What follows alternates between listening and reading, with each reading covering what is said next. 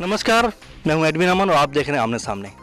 भोजपुरी जगत में ही तो बहुत जाने माने गायक हुए हैं, लेकिन डायमंड स्टार के नाम से जाने जाने वाले गुड्डू रंगीला जी का अपना अलग स्थान है। आज इस प्रोग्राम में खास उनसे हम बातचीत करेंगे। गुड्डू जी, सबसे पहले मैं एक चीज़ मेरे जहन में आ रही है कि गुड्डू रंगीला, ये नाम के पीछे क्या वजह है? नाम के पीछे वजह है कि जब शुरू हम अपना करियर किए तो उस समय जैसे भरत जी हो गए, बलेश्वर जी हो गए, सरदा सिन्हा जी हो गई, तीनों का मतलब राज था। इन लोग अपना भोजपुरी जगत में हाँ हाँ जी जी तो इन लोग का राज था। इन लोग का एक श्रोता वर्ग था जी जो इन्हें बहुत अच्छा पसंद करते थे। मतलब जी अब उसमें हमको भी अपना कुछ ना कुछ काम करना था। जी तो हम भी दिमाग लगे कि भाई अब इन लोग के श्रोता में तो फिर घुसपैठ करना अच्छा चीज़ नहीं है। जी जिनका है लो उनका है लो। तो फिर हम दिमाग लगा कि कुछ वर्ग बचा था, जैसे नौजवानों का जो वर्ग है तो वो बचा हुआ था जी उस समय। तो हम सोचे कि क्यों नहीं नौजवान वर्ग को पकड़े जी और उन्हीं पे अपना राज कायम करें। जी जी तो नौजवानों के लिए तो फिर थोड़ा सा गीत रोमांटिक होना ज़रूरी है, रंगदार टाइप का ज़रूरी है। तो वैसे नाम मेरा गुड्डू गिरी है। गुड्डू गिरी। हाँ, स्कूल का नाम है सिद्धेश्वरानंद गिरी। तो सिद्धेश्वरानंद गिरी तो स्कूल तक ही सीमित रह गया। लेकिन अब गुड्डू गिरी से सोचा कि जब रंगीला गीत गाए करेंगे हम, यही मेरा करियर रहेगा, तो फिर गुड्डू रंगीला उसमें जोड़ दिया। जी, रंगीला जोड़ दी और बहुत अच्छी बात आपने बताई। पूरे अपना हम लोग खुद अनजान थे इन चीज़ों से, लेकिन गुड्डू जी आपने बताया कि वो दौर जो था एक अलग किस्म का दौर था। तो आपको कभी लगा नहीं कि मैं इस तरफ जा रहा हूँ तो कहीं ऐसा ना हो कि मेरी गायकी बीच में अधर में रह जाए, मुझे लोग उतना पसंद ना करें? क्यों रिस्क लिया आपने ये? नहीं, कुछ नया करने के लिए तो अलग होना ही पड़ेगा, आपको अलग सोचना ही पड़ेगा। अब उसमें धक्का धुकी करने से कोई फ़ायदा नहीं था। इसलिए कुछ अपना अलग इमेज बनाने के लिए, अपना पहचान रखने के लिए तो अलग सोचना था, जो हमने सोच लिया। हाँ, जब सोच लिया और लोग भी आपको पसंद करने लगे, 18-20 साल आपको इंडस्ट्री में एक्चुअली हो गए अभी तक, पूरे दौर को आप कैसे देखते हैं कि लोगों का जो प्यार था, वो जो दुलार था, उसको लेकर आप आगे बढ़े, या कोई ऐसा था कि नहीं गुड्डू रंगीला के ऊपर टैग लग गया है इस तरह के गाने गाने का, उसको लेकर आप आगे बढ़े? नहीं, ऐसा कुछ नहीं है। हम तो नौजवान वर्ग को पकड़े और नौजवान वर्ग जो है वो तो अपने हिसाब से ही सुनेगा। लो दुल्हन वही जो पिया मन भाए। अब जैसे मैं नॉर्मल एक गाना ले लीजिए, जैसे राजा पियो जन गाजा हो खराब हो जाएगा, बहुत बढ़िया गीत है। लेकिन ये जब 18 बरस और 19 बरस के जब लड़के सुनेंगे तो उनको 20% मजा आएगा, और वही जो 40 बरस के लोग सुनेंगे तो उनको 80% मजा आएगा।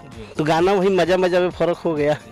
उम्र के अनुसार से गाना भी वैसे लगता है ना। ठीक है, आप ये बात कह रहे हैं, लेकिन अश्लीलता का आपसे नाम जुड़ा हुआ है कि गुड्डू रंगीला के आने के बाद एक अलग माहौल में संगीत इंडस्ट्री चलेगी भोजपुरी की, और एक अलग तरह का संगीत शुरू हो गया। इसको किस तरह देखते हैं? नहीं, मैं तो शुरू से भी कहते आया हूँ, अभी भी कहूँगा और कभी भी कहूँगा कि गाना कोई ख़राब नहीं होता है। अपना अपना सोचने का तरीका है, समझने का तरीका है। हमारा जहाँ तक रहा है, हम कोई भी गाना गाए हैं तो दो अर्थ ही गाए हैं, ठीक है। मतलब उसका दो अर्थ है। अब आप जो सोच ले, आपके ऊपर है।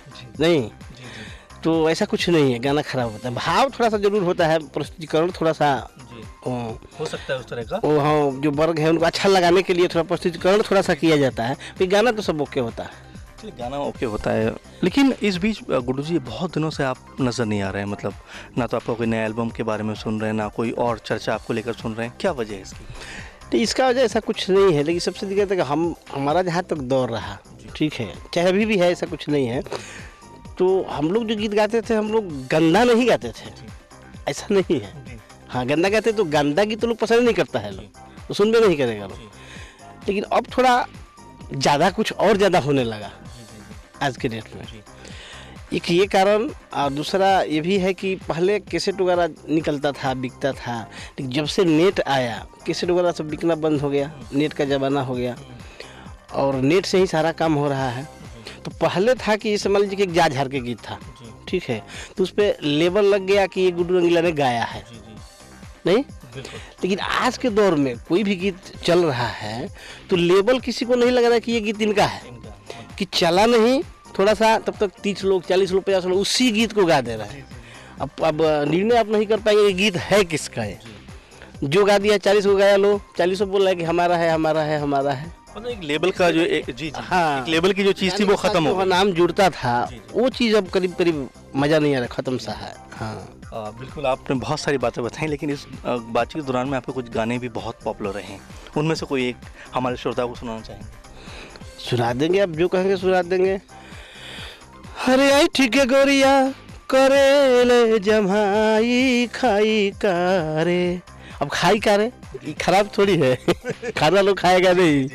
चाहे था खालू तिरंगा, अरे खालू तिरंगा, अरे गोरिया फार के जा झार के, तो बाकी आई है तवार के जा झार के। अच्छा, हम ही गीत गाए हैं, हम ही को नहीं पता चला कि वो एतवारे को क्यों बुलाया शनिवार को बुला लिया होता नहीं, आज तक पता नहीं चला आपको भी? नहीं तो चलाक था, बुलाया ना चलाक था। सोचा कि शनिवार को तो हाफ डे होता है, तो आधा अधूरा ही मतलब इंजॉय होगा, और संडे को फुर्सत रहेगा तो ठीक ठाक रहेगा कम से कम। अब देखिए ये भी गाना खराब नहीं है। अब जा झार के है, कोई भी घर से निकलेगा तो सौ सवर के झाड़ झूर के निकलता है कि नहीं निकलता है। अब आप कुछ भी समझिए उसका क्या मतलब। एक मुझे गीत मेरा बहुत पसंदीदा है, तनी सा जीन्स ढीला करो। ये बहुत समय पहले मैंने सुना था, एक बार मैं आपसे सुनना चाहता हूँ। हाँ, ये भी गाना देखिए बहुत बढ़िया था। अब इसको लिया जाएगा तो मान लीजिए कि जीन्स जो है पहनिए, लेकिन थोड़ा सा ढीला होना चाहिए, मतलब बहुत चुस्त पहनना सेहत के लिए हानिकारक है तो ये था अरे केसिया में लाल पियर गम अकेला गजरा, अरे तो कारी कारी अखिया में शोभेला गजरा, अरे तो गोरिया तू रस लीला कर लीला कर लीला कर। ज़्यादा ना, कोई भी काम ज़्यादा नहीं। अरे तो तनी सा जीन्स ढीला कर, तनी सा जीन्स ढीला कर, तनी सा जीन्स ढीला कर, तनी सा जीन्स ढीला कर। क्या बात है। गुड्डू जी, मैं देख रहा हूँ कि जो नायक की परंपरा है भोजपुरी फिल्म जगत में, वो गायकों के ज़्यादा दिखाई देता है। कि चाहे मनोज तिवारी की बात कर लीजिए, आप पवन सिंह की बात कर लीजिए, खेसारी की बात कर लीजिए, निरहुआ की बात कर लीजिए, खलवा की बात कर लीजिए, इवन लगभग जो नायक हैं वो कहीं ना कहीं सिंगर रहे हैं। कभी गुड्डू रंगीला के मन में नहीं आया कि मुझे स्क्रीन पर आना चाहिए, मुझे एक हीरो के रूप में नज़र आना चाहिए भोजपुरी फिल्म जगत में?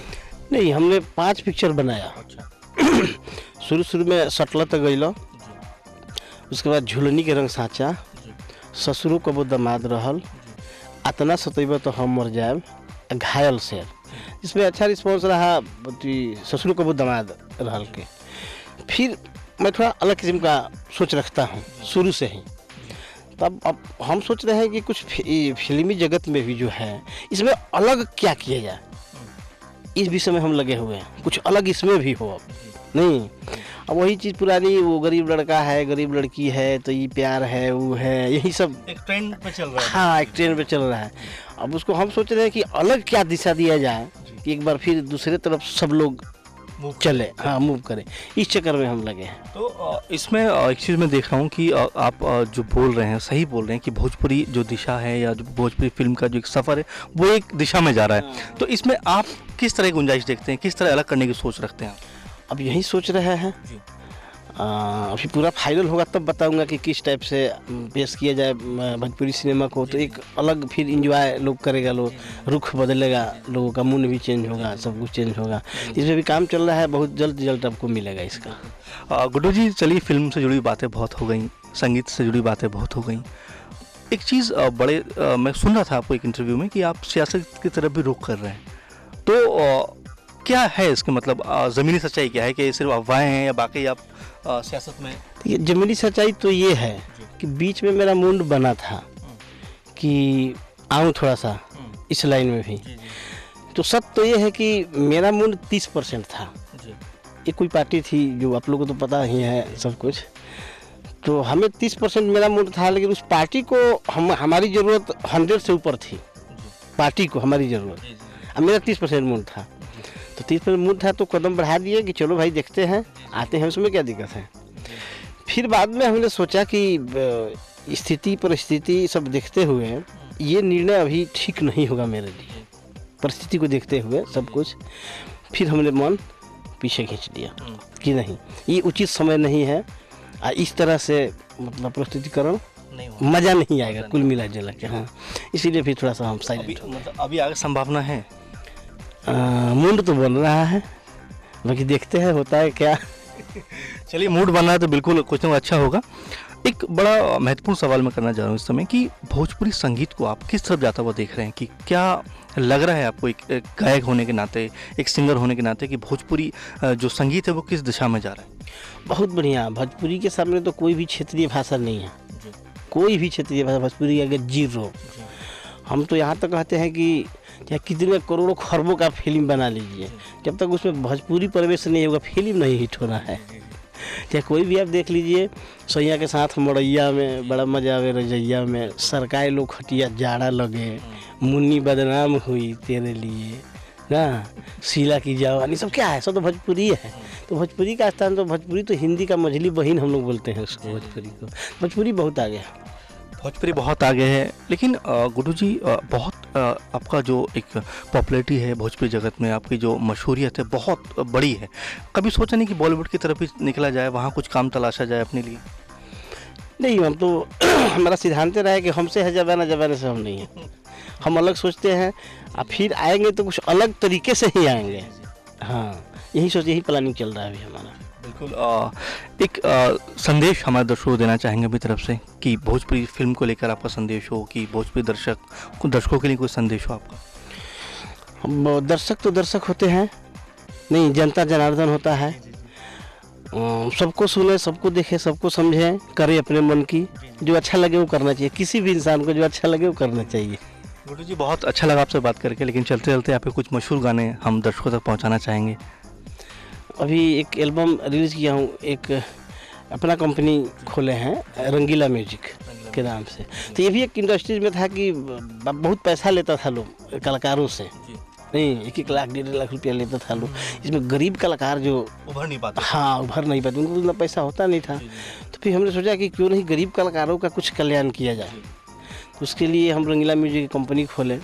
उसमें सबसे सस्ता 15,000 में ऑडियो वीडियो बनाना शुरू किया। अभी चल ही रहा है, अभी चल रहा है। हाँ। तो जो भी गरीब आदमी पैसा नहीं है, बेचारा आगे बढ़ना चाहते हैं, वो आते हैं, गाते हैं, फिर खर्चा दीजिए, बस 1 रुपया कमाना नहीं है। पैसा सब कुछ है, सब कुछ पैसा नहीं है। तो अपने कंपनी से अभी एक लेटेस्ट एल्बम निकाला हूँ। एल्बम का नाम है आई लव यू।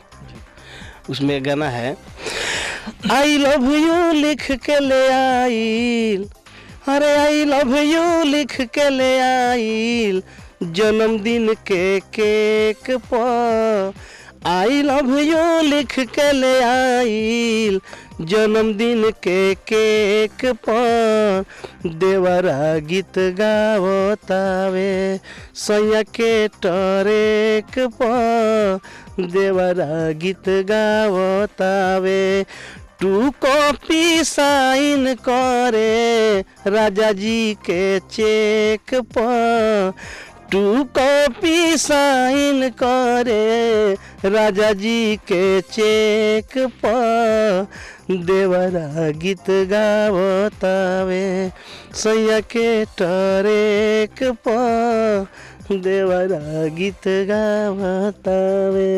बहुत अच्छा लगा गुड्डू जी आपसे मुलाकात करके, बहुत चीज़ें आपने बताई।